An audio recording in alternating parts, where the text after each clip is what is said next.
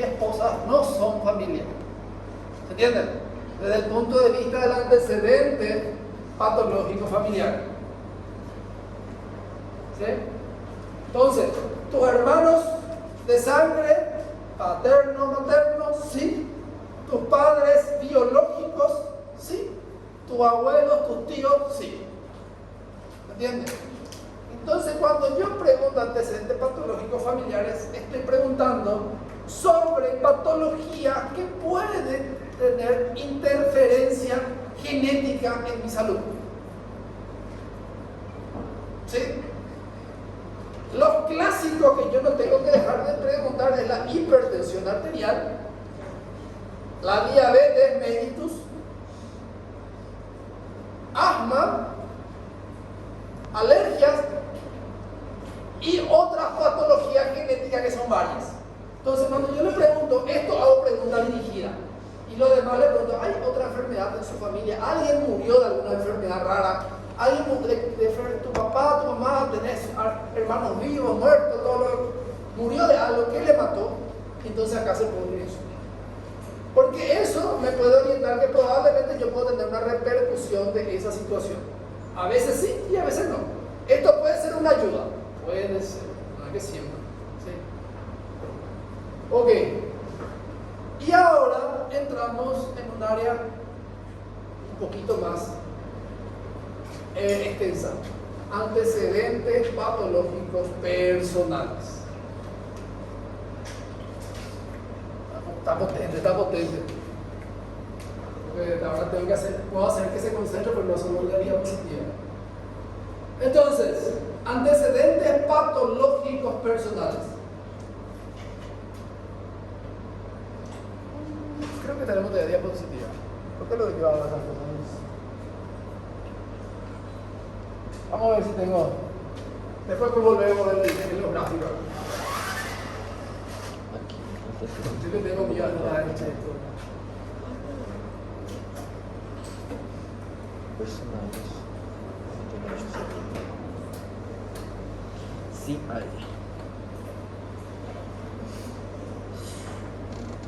Sí, estamos despertando.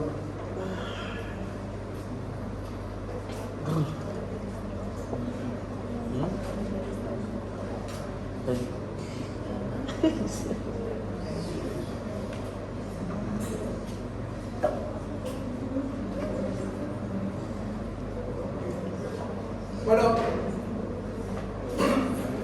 antecedente de la enfermedad actual, así está en el libro, lo que yo le hablé de la parte de dolor. ¿Qué pueden ir preguntando?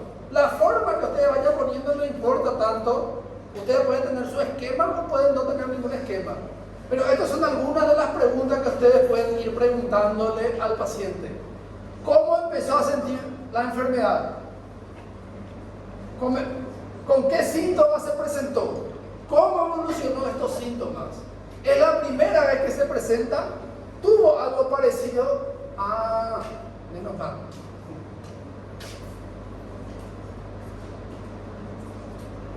Esta pregunta, ¿tuvo algo parecido antes? Eso después de antecedente de la enfermedad actual se pone antecedente remoto de la enfermedad actual. ¿Qué quiere decir? Si yo le pregunto, ¿este dolor que vos tenés ahora, primera vez te pasó o ya tuviste un dolor similar? Ya tuve. Ya tuviste. Entonces, eso no se pone acá, se pone acá. Si antes ya tuvo y eso no continuó, es remoto. Ahora, si te dice que antes ya tuvo y ese dolor continúa hasta ahora y ahora empeoró, entonces sigue siendo la enfermedad actual. ¿Se entiende? Si alguna enfermedad mejoró y ya no tuvo la persona y después en otra consulta vuelve a tener la misma enfermedad, eso es remoto. Pero si una enfermedad que empezó hasta 3 meses nunca pasó y fue empeorando, eso es actual. ¿Qué quiere decir? A veces yo puedo tener, solo para hablar del dolor, pero puede ser cualquier signo o síntoma, a veces puedo tener un dolor de un día que fue agudo y nunca tuvo, los días que anteriormente ya tuvo. O puedo tener un dolor de 2 meses. Esto acá es antecedente de la enfermedad actual. Y ahí es otro de los problemas en la historia clínica. Por eso que es muy importante poner fecha y hora de cuándo comenzó. Y el paciente a veces no determina bien eso. Y más todavía acá en Paraguay que tenemos 2 idiomas. Y no todos hablan los 2 idiomas. Entonces, solo hablan uno. Y si yo tengo más afinidad con uno en vez del otro, de repente me puede complicar a mí como médico. Porque tenemos que preguntar desde el punto de vista cultural para poder que ellos lo entiendan. Entonces, si el paciente tiene antecedentes remotos, usted pone cuadros similares anteriores en antecedente remoto. Y ahí puede poner, y cuando eso pasó solo también, o tuviste que tomar algo. No, solo. Pasó solo. De la misma característica. No hay nada diferente. Ahora se te dice, era un dolor más intenso o era un dolor más leve, entonces se pone con intensidad más leve. O si en esa ocasión recibió tal medicación, ¿qué medicación? ¿A qué dosis respondió la medicación? Porque a veces, si yo no sé mucho de medicina, el mismo paciente a veces me puede decir cómo tratarlo, porque ya se trató anteriormente y le funcionó. Y si yo me olvidé y justo me puede hacer acordar. Entonces esa es una estrategia no hay que ser demasiado, sabemos, a veces al mismo paciente no da la respuesta. Esa parte me había olvidado. Después vienen antecedentes patológicos familiares y después vienen antecedentes patológicos personales. Una cosa, la historia clínica puede variar el orden antecedente de la enfermedad actual, antecedente patológico personal y familiar. En la historia clínica que se usa en el RAC, que es lo que usan en enfermería acá en la urgencia, tiene justamente motivo de consulta y después ya tiene antecedentes patológicos personales. Y con eso ya se tiene que actuar sin motivo de consulta, signos vitales y después tiene antecedentes patológicos personales. Está totalmente desordenado desde el punto de vista así, pero desde el punto de vista para la urgencia es lo que necesitamos. Nosotros lo primero necesitamos por qué el paciente entró, cuáles son sus signos vitales para ver si corre riesgo y si tiene alguna patología base y cómo se está tratando, y con eso ya tengo que hacer rápido. Menos de 5 minutos yo tengo que estar tratando todo un infarto, por ejemplo. Si yo estoy tratando después de 5 minutos, estoy siendo un inútil. Porque así dice la literatura y para eso se preparado y por algo se hizo todo ese protocolo. Ok.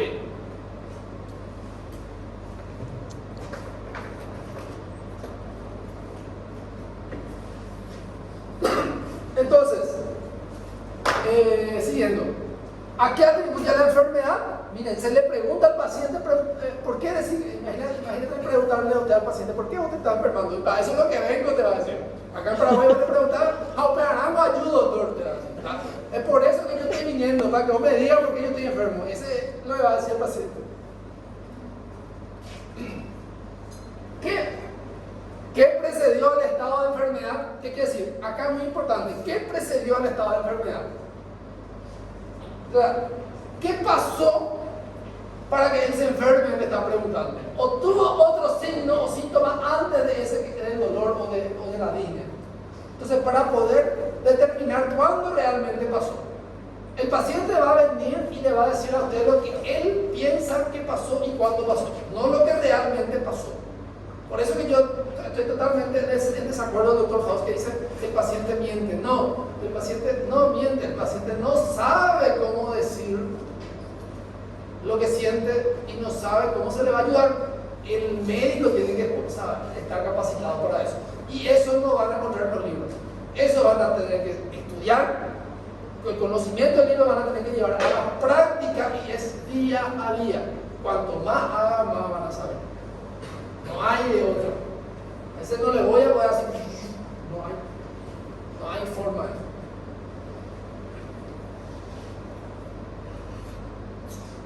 ¿Realizó alguna consulta médica? A veces el paciente ya realizó, a veces ya se hizo todo el diagnóstico, pero el tratamiento hizo mal. Y acá ya me puede ayudar. ¿Qué examen complementario se efectuó? ¿Se hizo algún estudio? Sí, doctor, me dice, tenés motivo, vamos a mirar. Y ahí ya puede mirar, ya tiene todo el resultado. Y a veces ni necesita pedirle más nada.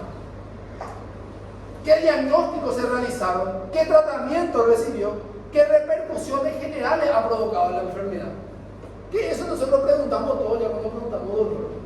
Si es que no podía seguir caminando, no sabía poder ir trabajando y todo lo demás. Entonces, estas son preguntas del antecedente de la enfermedad actual.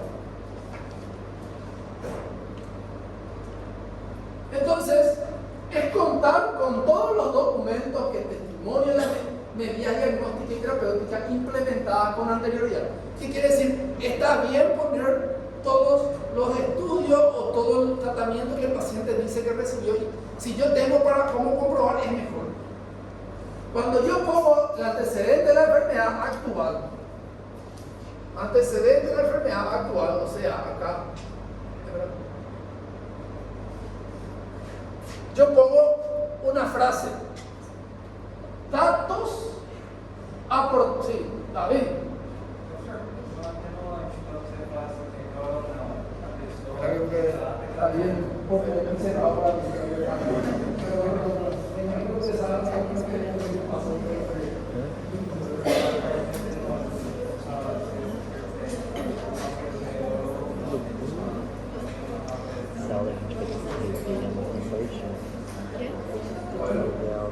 David dice que si el paciente, en la parte de atenuantes, si el paciente dice que tomó un analgésico y no mejoró, ¿cómo se pone?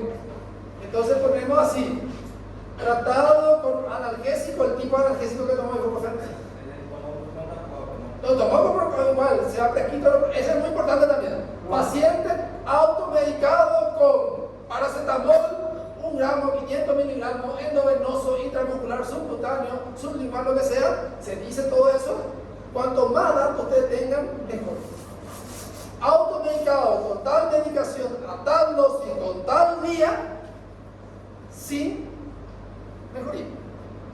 O con mejoría parcial cuando la alivió un poco, después vino o la alivió un poco y no mejoró. O con mejoría completa, si es que ¿cuánto viene con paciente dolor intenso y tomó un ibuprofeno y después viene también del consultorio una semana después porque consiguió turno pidiendo contacto, porque para conseguir un turno con neurología tiene que esperar 3 meses, pero consiguió porque para él era una urgencia, pero no se fue a la urgencia, vino con un neurólogo en el consultorio después de una semana, cuando ya no tenía dolor, tomó un analgésico y le pasó.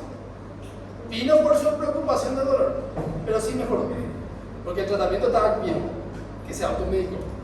Entonces, en ese caso, se dice que se automedicó con tal medicación y mejoró. ¿Entiendes? Se automedicó y no mejoró. Consultó con un médico, le recetó eso, mejoró. O no mejoró, o mejoró un poco. Todo eso datos. Ok. Entonces, lo que le está diciendo, pueden utilizar todos los datos. Esta parte, si bien desde el punto de vista estructural y académico, me cuesta todavía ser médico y ser administrativo, porque esto desde el punto de vista académico se tenía que dar solo en una clase. Imagínense darle todo esto hecho.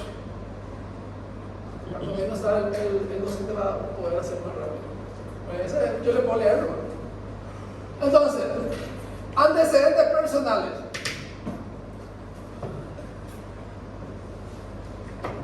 Antecedentes personales es todo lo que la persona que vino a consultar ya tiene como dato médico propio de él.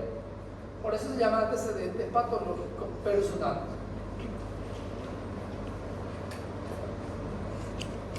Y acá podemos poner patologías crónicas o patologías previas también puede ser.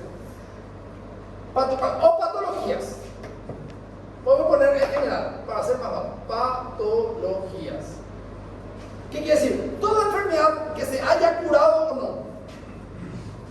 Que sea crónico o que ya no tenga, pero que tuvo en algún momento.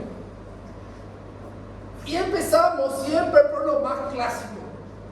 Nosotros ya habíamos preguntado en antecedentes patológicos familiares. La misma cosa, pues tenemos la obligación de preguntar esto y escribir.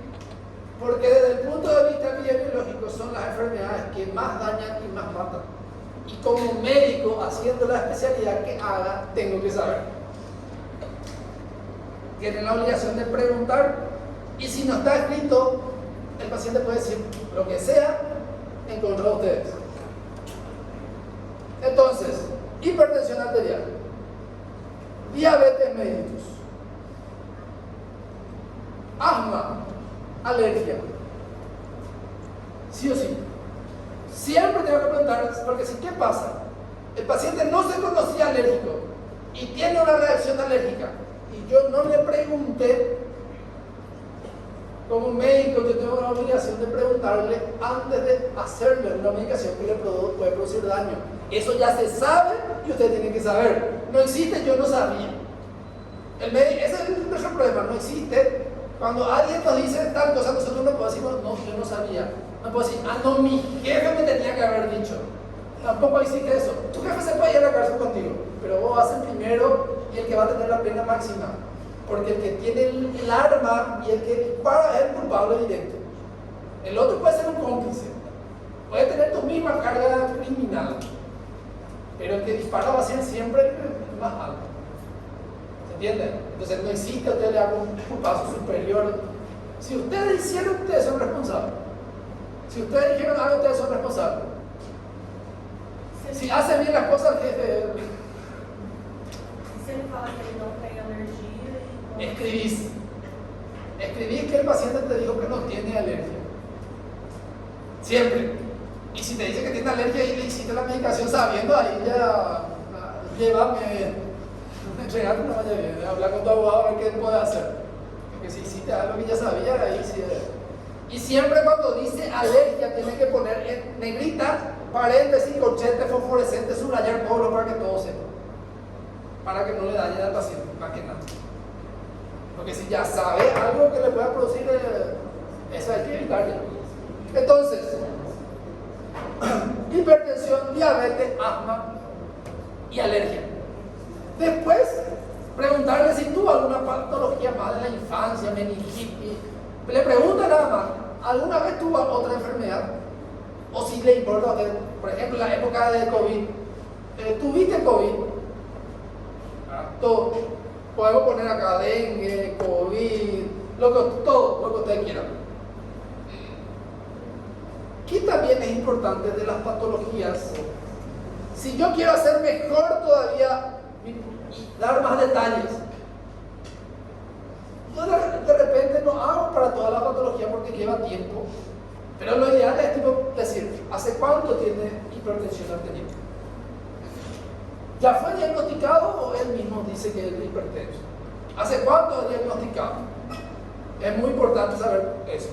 Porque si un paciente que hace 10 años tiene hipertensión arterial y aparte de eso no se trata bien, sí o sí va a tener daño de órganos. Igual que la diabetes. Entonces yo ya voy a tener idea que es un paciente que tiene vulnerabilidad por la patología de base. El asma porque puede hacer una crisis asmática, entonces yo tengo que estar preparado para poder tratarlo al paciente. Si el paciente es un asmático, es una bomba, es como un volcán. En cualquier momento puede hacer una erupción. Entonces yo ya me preparo, mira, este paciente es asmático. ¿Con qué se trata? ¿Con qué dosis? ¿Ya tuvo crisis alguna vez? ¿Cómo se trató su crisis? Entonces si se interna conmigo, yo ya le digo a mi enfermera. Si al paciente le pasa eso, administrar esto, llamamos mi indicación. Esto todo es para prevenir que pase algo malo o para diagnosticar algo y tratar. La historia clínica es para eso: prevención, diagnóstico y proyectado a la terapéutica. Que terapéutica no van a dar conmigo, se salva. Ahí es peor que fármaco.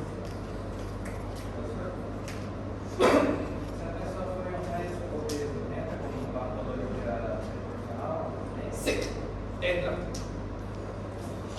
Si él te dijo que tenía, él te dice, raramente el paciente te dice que es obeso, no siempre te dice, ¿verdad? Y eso sí, no le preguntamos bien y no entra en confianza, puede que no nos diga, pero sí, entra, porque no existe el ex obeso.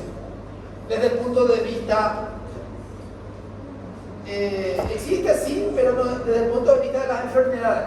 El obeso, la obesidad es una enfermedad. Y es una enfermedad crónica. Se trata de por vida. Puede no causar daño si uno se trata y se queda como ex obeso, pero se tiene que tratar de por vida. Eso es lo que no entienden, porque es una situación metabólica, genética que le corresponde a esa persona. Y es tan importante esa patología que en todos lados se habla y se trata de buscar soluciones y no a todos les funciona la misma solución. Y puede llevar a muchísimas otras enfermedades. Y puede ser causa de otras enfermedades también. Entonces, se puede poner que el paciente era obeso. ¿Con qué se trató? Si se trató, ¿verdad? Y me imagino que se trató porque solo no hablo con dieta, con alimentación, con cirugía bariátrica. Entonces, sí se puede poner eso. De hecho, que el paciente no viene donde dice soy obeso. El médico hace el diagnóstico de obesidad. Raramente, a no ser las mujeres y los varones, pero normalmente se van a un nutricionista que no es ni médico para consultar por su obesidad. Pero todo eso es porque nosotros los médicos tenemos la responsabilidad de que nunca le dijimos que tiene que consultar por eso con un médico. Después se va con el nutricionista para que le controle la alimentación, el peso y todo lo demás. Pero la primera evaluación tiene que ser médica, porque su obesidad puede deberse a una patología endocrina metabólica que tiene que ser un enfoque multidisciplinario guiado por un médico. Moraleja, los nutricionistas son exageradamente importantes, pero solos lo único que van a hacer es disturbios metabólicos y después que haya problemas van a venir al médico.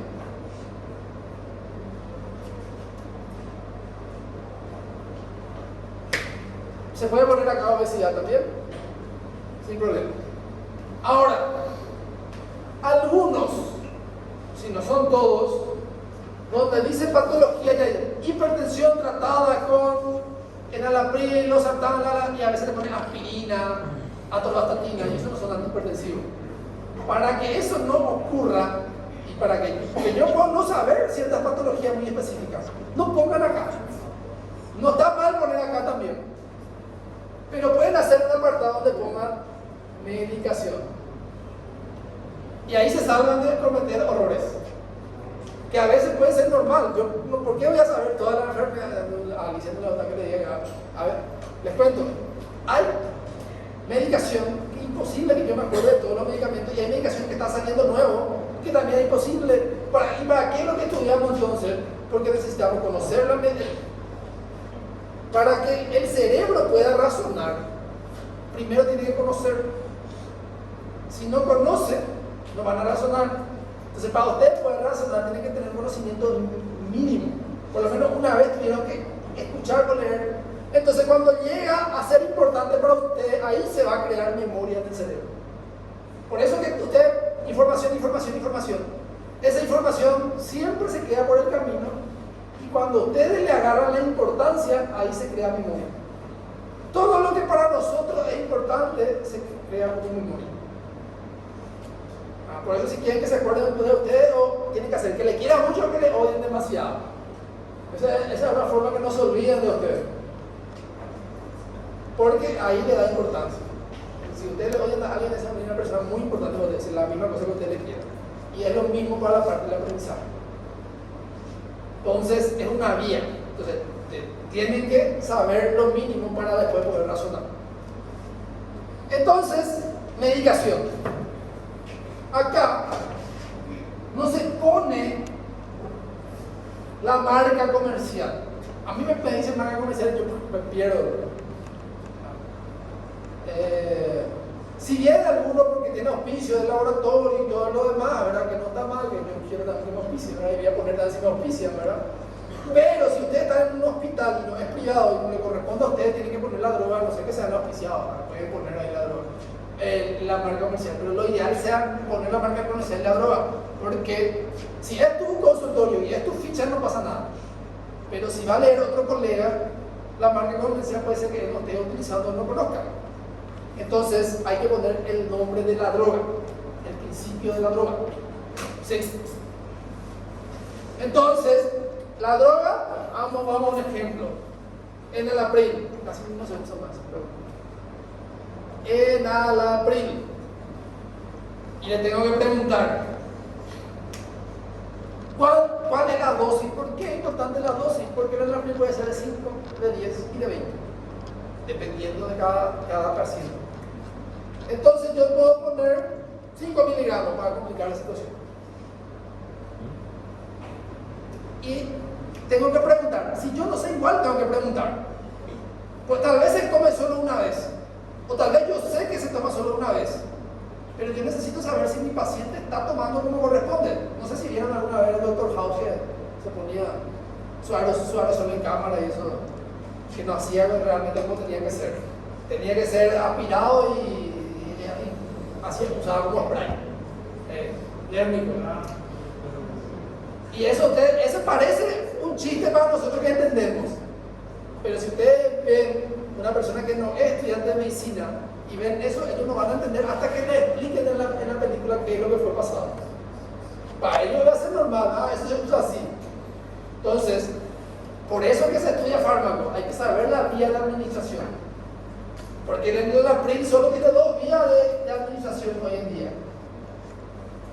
Vía oral, o puede ser por sonda, ¿verdad? Que sea el mismo mecanismo, o sea, enteral sería. No se administra subcutáneo, no se administra intramuscular. Endovenoso o por la vía enteral. Fin, eso todo va en la piel. Después si te dice que se hace supositorio, puede ser también. Entonces, enalapril 5 miligramos vía oral. Última pregunta. ¿Cada cuánto? Porque enalapril es un antihipertensivo. El losartán es otro antihipertensivo. Otra importancia de por qué se estudia fármaco. Vida media. Y ahí está la diferencia de por qué unos medicamentos se dan solo una vez, 2 veces, 3 veces, 4 veces. El enalapril se da cada 12 horas. Y el telmisartán se da cada 24. En realidad su día media ya está cada 20. Pero se da cada 24 horas.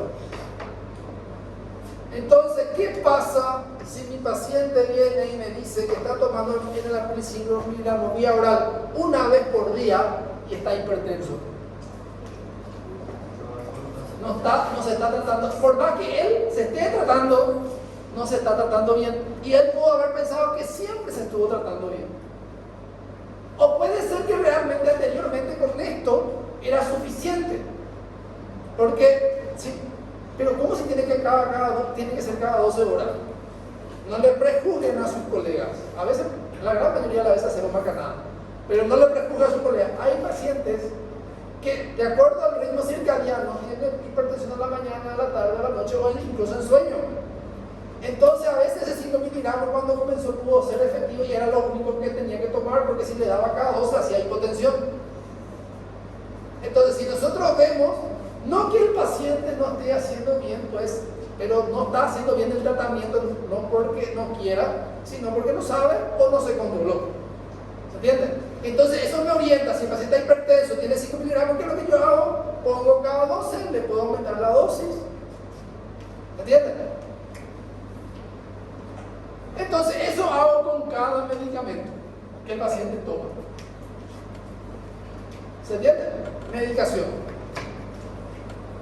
Vamos a quitar el brazo de arriba. Solo va a tener un nombre.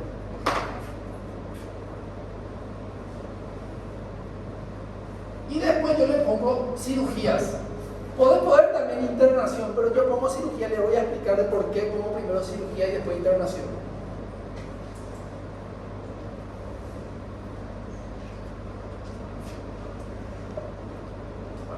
Entonces, antecedentes patológicos, consultas o internaciones, enfermedades de la infancia, enfermedades médicas, antecedentes alérgicos, antecedentes quirúrgicos y traumáticos. Si ustedes se dan cuenta, el libro no lo lee así como yo le estoy ordenando. Enfermedad de la infancia, familiar mayor, secuelas posibles, sarampión, que puede producir bronquiectasia, parotiditis, diabetes, insulino dependiente, infertilidad, rubeola, malformación en el feto. O sea, si me dice que el paciente tuvo eso y no me dice que tuvo esta complicación, yo puedo pensar que puede tener esta complicación y puedo estar buscando también.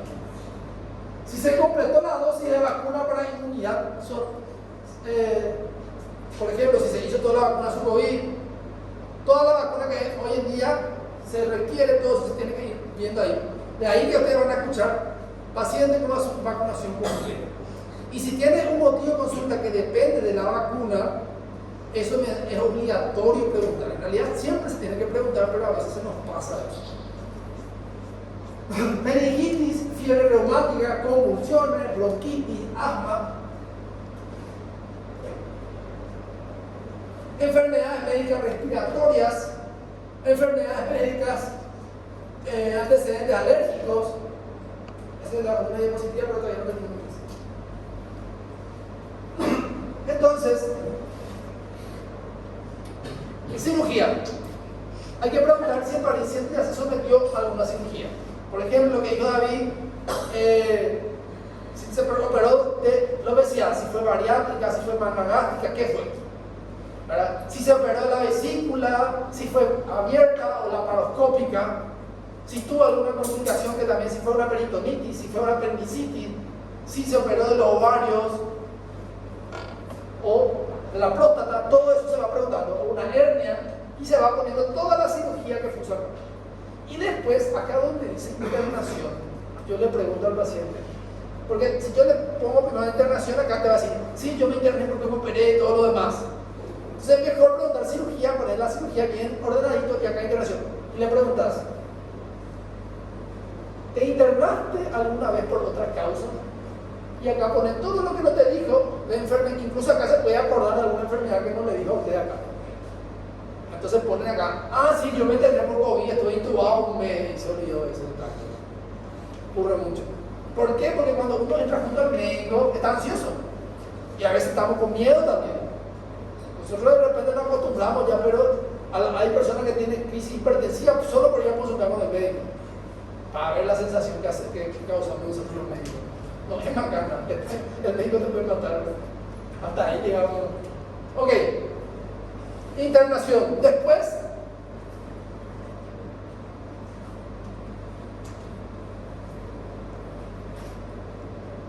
hábitos fisiológicos.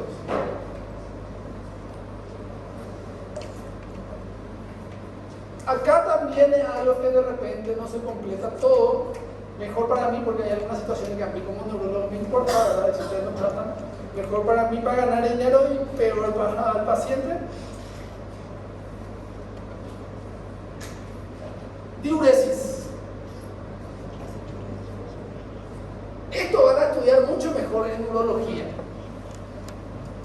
Diuresis, trastorno urinario, orinar mucho, orinar poco, orinar de más, orinar con sangre. Todo eso es un capítulo semiológico de una clase otra que van a dar en neurología. Pero siempre ustedes tienen que preguntar si el paciente está orinando bien o no. Si el paciente te dice que está orinando bien, podemos poner diuresis conservada. Si yo tengo una patología que estoy pensando y esa patología puede producir trastorno en la diuresis y el paciente no me dijo que estaba bien, yo tengo que hacerle una pregunta orientada. Y lo mejor como médico que yo puedo hacer es preguntarle todo bien detalladamente, ¿verdad? Para no alargar tanto mi clase, ustedes van a tener un capítulo que se llama urología, donde le van a hacer, eso lo voy a ver puntual. ¿Qué es la nicturia? Bien, ¿qué es cuando un paciente consulta por nicturia, ¿en qué patología tengo que pensar? No. Puede haber nicturia de diabetes, pero no voy a pensar primero en la diabetes cuando la persona tiene nicturia.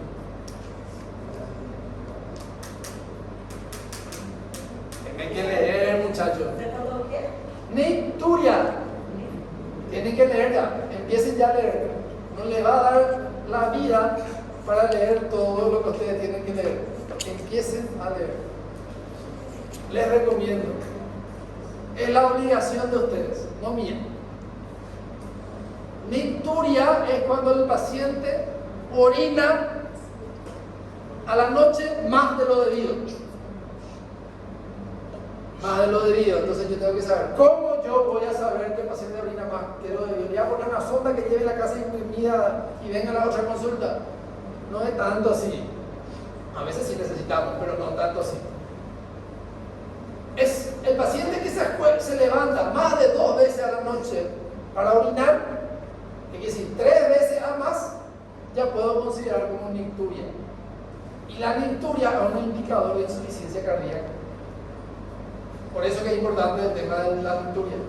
Por tener nicturia me puede estar diciendo que el paciente tiene una insuficiencia cardíaca. ¿Por qué? Fisiopatológicamente, ¿qué pasa?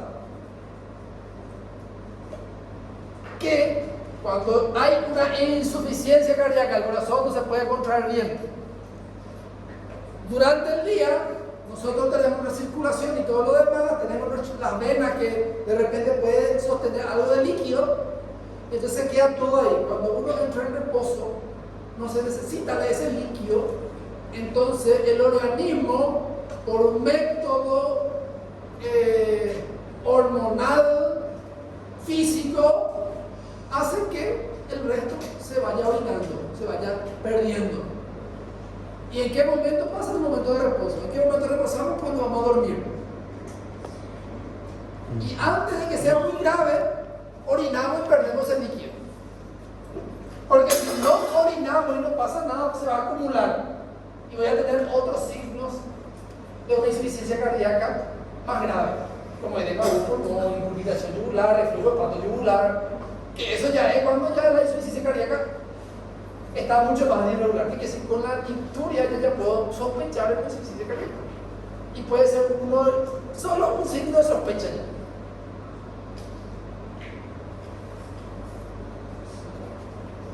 La estranguria. ¿Qué es la estranguria? Dolor al orinar. ¿Qué es la disuria? Molestia al orinar. Todas esas cosas van a ir aprendiendo en urología. Hematuria. Orina con coloración sanguinolenta. ¿Sí? Entonces, todo eso es muy importante que pregunten. Si el paciente se puede poner conservado, y lo ideal es hacer la semiología completa. Después, existen muchas nomenclaturas, no sé cómo le dicen en Brasil, pero si cuando me cuenta cuando sepa. Acá en Paraguay no sé por qué, porque en España dicen que no utilizan ese término. Cuando hablé con el doctor Julio Braga me contó una vez. Catarsis o hábitos defecatorios. Muy largo voy a poner hábitos defecatorios. Entonces, por eso prefiero que se quede como catarsis. O hábitos defecatorios. Una situación muy importante para entender el hábito fisiológico. Hábito fisiológico es algo que hacemos todos los días. Imagínense, algo que hacemos todos los días. Y si el paciente no hace o hace mal, siempre va a ser un problema para el médico. Aparte de ser un problema para el paciente, si está internado va a ser un problema para el médico. Porque decir, doctor, no puedo cagar, doctor, estoy orinando mucho, doctor, no puedo orinar, doctor, no puedo comer. Y cuando el paciente está todo bien, el médico también da espectáculo. Por eso siempre pregunten, porque es muy importante. Entonces, con respecto a catarsis, si ustedes se acuerdan, nosotros llegamos a hablar de estreñimiento en fisiopatología. ¿No llegamos a hablar de estreñimiento y compañía? No llegamos a eso, qué triste. Bueno, no importa nada, no importa. Ahora vamos a hablar de eso. Entonces, cada persona tiene un un ritmo defecatorio distinto. Hay personas que cagan todos los días, que cagan 3 veces al día o que cagan día de por medio. Entonces yo, para acortar una semiología, le pregunto si se va bien de cuerpo. Acá no le preguntamos para no decir caga todos los días, ¿no? Le decimos si se va todo bien de cuerpo. A ustedes les puedo decir porque son futuros médicos, ¿verdad? Entonces vamos a hablar con piedad. Entonces le preguntamos si se va de cuerpo todos los días. No sé si en Brasil se dice así también. ¿Cómo se le pregunta a la persona si caga o directamente le dice si se caga? Pero a ver, cuéntenme un poco cuando te hablan su pasantía en Brasil, ¿cómo se dice esa cosa? Para yo poder decir así en mi clase de venidera. Porque tengo que dar problemas, a veces tengo consulta con brasileños y no sé cómo le voy a decir. No es fácil a veces decirle un cagada. Bueno, entonces, normalmente yo le pregunto si se va bien de cuerpo, si caga bien.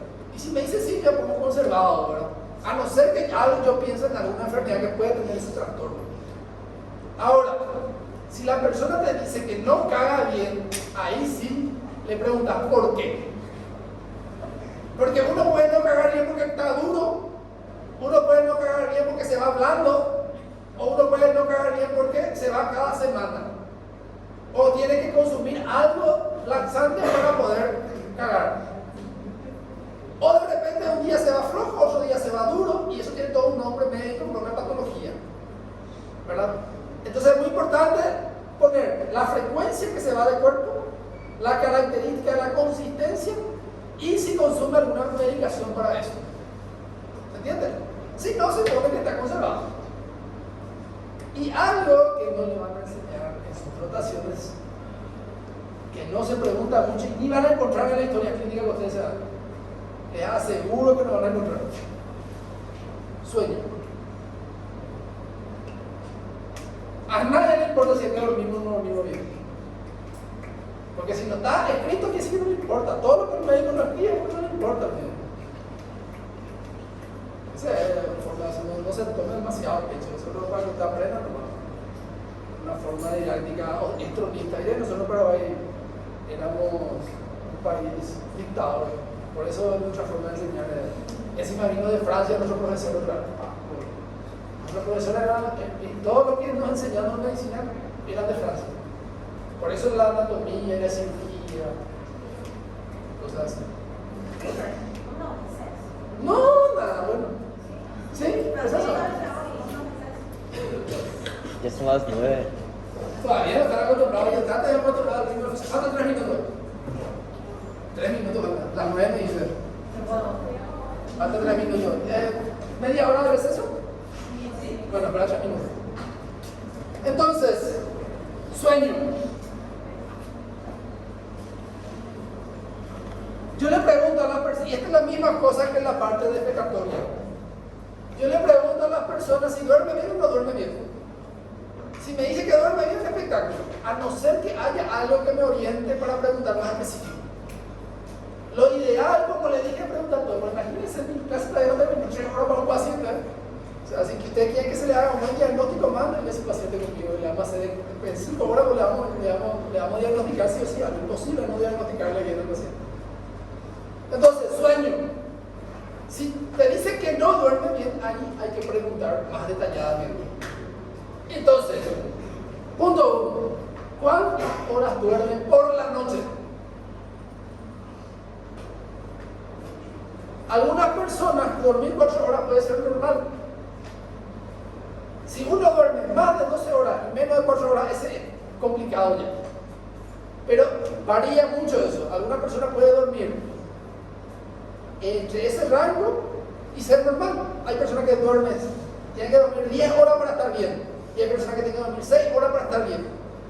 Lo ideal es lo que todos dicen, dormir 8 horas.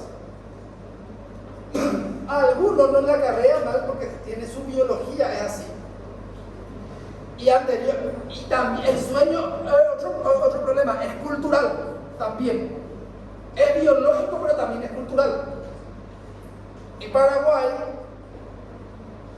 en las áreas rurales, si bien ahora ya hay todo reloj igual, oscurece y uno se va y duerme. Acá ya no es, acá ya es una ciudad, entonces ya es diferente. Oscurece y se va y se acuesta y duerme. Y se despierta cuando sale el sol.